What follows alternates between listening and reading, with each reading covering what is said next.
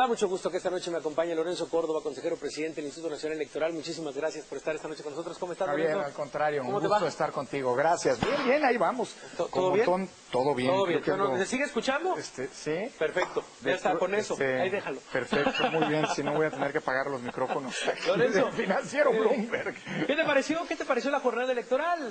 Empecemos por ahí. Esta jornada electoral tuvo asuntos importantes en Baja California, en Puebla específicamente. Sí, a ver, yo creo que es una jornada desde el punto de vista de la organización electoral impecable.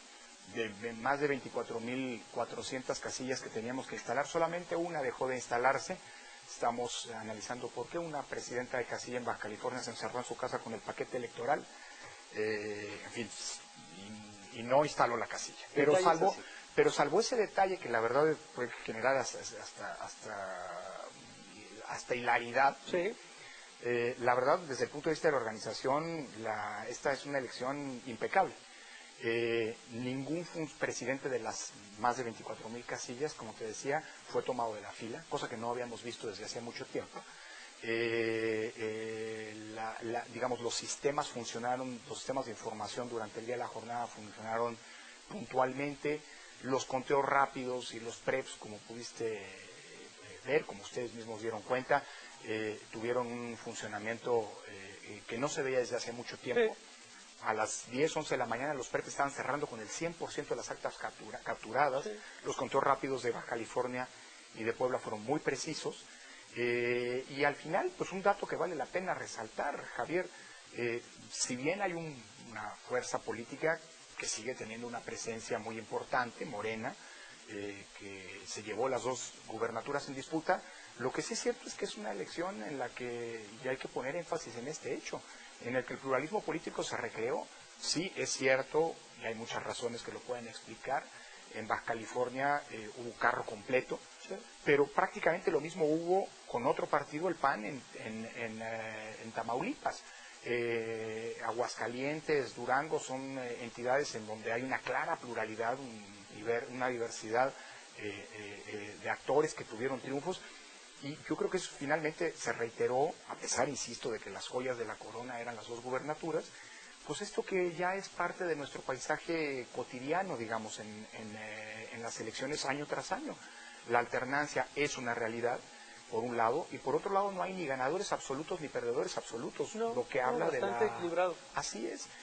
Un dato, en las últimas 35 elecciones de gobernador, desde 2015 hasta las de 2019, en 23 casos hemos tenido alternancia, es decir, un índice de alternancia de más del 65%, que se ha repetido, es un porcentaje que se repite en las alcaldías, en las diputaciones locales, en las diputaciones federales, en el Senado. Es decir, finalmente, claro que hay una fuerza predominante, pero no es una fuerza hegemónica y dista mucho de lo que algunos hablan de regresos al pasado. Yo creo que tenemos un contexto democrático que funciona y funciona bien. La poca participación, el foco rojo sin duda de esto. Sí, sin lugar a dudas eso es lo que llama la atención. Hay algunas razones, eso tendrá que analizarse. No hay una única causa, me da la impresión, de la baja participación. Por ejemplo, en Quintana Roo tuvimos lluvias constantes desde el día anterior que incluso pusieron en riesgo la posibilidad de instalar algunas casillas. Al final esto no ocurrió, pero sí estuvo, digamos, en algunas zonas del estado condiciones climatológicas adversas. En Baja California tuvimos un porcentaje siempre bajo de participación, sí, como ha ocurrido en otras ocasiones. En fin, no menosprecio el punto. Claro, que es un poco de hartazgo. O sea, por ejemplo, en el caso de Puebla. Pero mira, yo diría el caso de Puebla no debe quitarse del análisis el hecho de que en 3 años han ido 3 veces a elegir gobernador los poblanos, las y los poblanos. Y luego también hay un punto que hay que analizar. Hay quien dice, es que esta es una responsabilidad de la autoridad electoral. Pues la autoridad electoral hizo lo que tenía que hacer. Por cierto, la respuesta de los ciudadanos en lo que a la autoridad electoral le toca, es decir, en la presencia en las casillas, pues fue encomiable. ¿Hay credibilidad en el INE? Yo creo que sí, pues no nos explican las tasas de rechazo tan bajas, a ser funcionarios de casilla tan bajas que tuvimos en esta elección, frente incluso a las del 2018. Hay un dato que hay que tomar en cuenta, La oferta política no la puso el INE, no es responsabilidad del INE. Sí. La gente no salió a votar en favor o en contra del INE, La gente salió a votar por una oferta política que probablemente no le resultó atractiva, ¿no? Y eso creo que pero el INE no es nadie para decirlo, sino simple y sencillamente decir, tendremos que hacer un análisis porque el abstencionismo no le conviene a nadie. No es que no se decida, no es que no se elija a los representantes, simple y sencillamente las y los ciudadanos le dejan a otros la decisión, ¿no? Y eso creo que nos tiene que llevar a una reflexión y tal vez, ¿por qué no?, a reforzar los mecanismos de cultura cívica, que en tiempos de austeridad yo creo que hay que ponderar que sí, que no, ¿no? ¿Cuál es la salud del INE en este gobierno? Mira, yo creo que estamos bien. Es una autoridad electoral que en 2 años sucesivos ha organizado elecciones que no tienen ningún tipo de cuestionamiento por parte de los actores políticos. Los resultados han sido aceptados por supuesto por ganadores, pero también por perdedores. Es un momento, digamos, crucial después de las elecciones, porque tenemos que resolver con la Secretaría de Hacienda si la devolución del dinero que nos quitó la Cámara de Diputados en el presupuesto de este año va a ocurrir o no. ¿No les han resuelto nada? No, todavía no. En estos días tenemos una reunión en la Secretaría de Hacienda. ¿De cuánto estamos hablando? Mira, nos quitó la Cámara de Diputados, nos hizo un recorte de 950 millones de pesos y nosotros no pedimos más que 600 millones de pesos, que es el costo, por cierto, de lo que el INE invirtió en las elecciones del domingo 2 de junio. Pero sin ese dinero no se nos va a restituir. Creo que es importante que lo sepamos. Vamos a la mitad del año fiscal, porque eventualmente tenemos que tomar una serie de decisiones que pueden ser muy delicadas, pero necesitamos poder tomarlas con tiempo y sin premuras, ¿no? Aparte de eso, pues hay una buena relación, yo te diría. Hemos firmado una enorme cantidad de convenios con las distintas instancias del gobierno federal, porque en el INE asumimos que si bien somos autónomos y somos muy celosos de nuestra autonomía, pues no somos un ente autárquico, somos parte del Estado y nuestra tarea es colaborar sin poner en riesgo nuestra autonomía con las instancias de gobierno. Te pongo un ejemplo. En diciembre firmamos un convenio con la Secretaría de Gobernación para que el monitoreo de los medios electrónicos, radio y televisión que hace el INE, pueda ser utilizado por la Secretaría de Gobernación para verificar que efectivamente la pauta que RTC hace se transmita, y con eso le ahorramos más de 500 millones de pesos que antes se destinaban a empresas privadas para tal efecto. Es decir, hay una buena relación, una relación de respeto. Con distintos órganos. ¿Específicamente con el presidente? Mira, con el presidente hay una relación de respeto, no hay una comunicación a través de sus distintos brazos operativos, la Secretaría de Gobernación, la Secretaría de Hacienda, el sistema el Servicio de Administración Tributaria, el SAT. En fin, hay una relación con las distintas instancias del gobierno. Con el presidente, pues habrá la relación cuando tenga que haberla, con los puntos, y yo supongo con el respeto pues de una autoridad, por cierto, que es la que organizó la elección de la que este gobierno salió electo, ¿no? La de los 30 millones de votos. Pues la mesa la puso el INE, ¿no? Los electores son los que decidieron quién ganaba. Claro. Específicamente se habla también y empieza la nebulosa en la agenda nacional de esta reforma electoral. El día de mañana hay un foro sobre la reforma electoral, la reforma del Estado. ¿Qué prevé Lorenzo Córdoba? Bueno, yo creo que hemos sido invitados a esta discusión. Yo creo que es así lo entiendo, el punto de partida de una amplia discusión que tiene que, sobre todo, resolver dos cosas. A ver. El sistema electoral funciona y funciona bien. Ahí están las últimas 2 elecciones, por decirlo menos, como una prueba de un sistema que permite la recreación pacífica en condiciones equitativas de la contienda política. Así que lo que sigue es preguntarnos, siempre es pertinente y es conveniente ajustar las reglas electorales. Pero la pregunta es ¿para qué? Y yo creo que eso es una respuesta que mañana los foros que comienzan mañana, y que en las semanas y meses por venir tendremos que definir qué queremos de una reforma electoral. Como dicen los anglosajones, ¿no? Si funciona, ¿para qué lo arreglas? Yo creo que hay muchos ajustes que vale la pena hacer, pero yo creo que aquí hay una pregunta fundamental que tendrán los que empujan una reforma electoral que tendrán que responder. Y no es que el INE esté en contra de una reforma, hay muchos temas que creo que ya desde ahora podemos poner nosotros mismos en la mesa. ¿Cómo cuáles? Como por ejemplo, si una de las preocupaciones, entiendo, es el costo de nuestro sistema electoral, pues ¿por qué no vamos avanzando hacia el voto electrónico? Que además, más allá de una inversión inicial... ¿Eso lo pondría el INE sobre la mesa? Sin lugar a dudas. De hecho, ya estamos trabajando ahora, Javier, para un mecanismo, un sistema que permita recibir el voto de los mexicanos en el extranjero. Esperamos ya en las elecciones de 2021 por Internet.